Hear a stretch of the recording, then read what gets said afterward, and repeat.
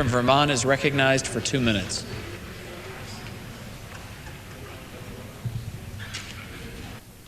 I thank the gentleman for yielding, and I rise in very strong support of the Obey amendment. And I must say that I find the arguments being made against Mr. Obey to be very, very curious indeed.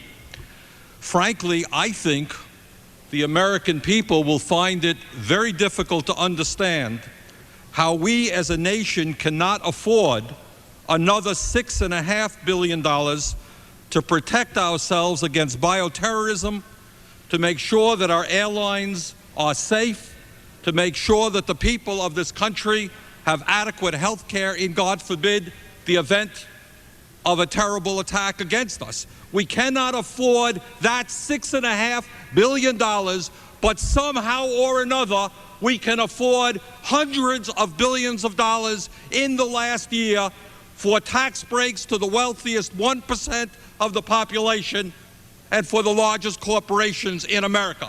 Tell that sense of logic to the American people. When our people get on airplanes, they want to know that the baggage on that plane is safely inspected. When people walk into airports, they want to know that the people who are doing security are properly trained. My state border is the Canadian border. The people in Vermont and throughout this country want to know that our border security is strong. So I would strongly urge the members to get their priorities right. If we can afford hundreds of billions in tax breaks for the wealthiest 1%, we can provide strong security for the American people against bioterrorism. I would yield back the remainder of my time. The gentleman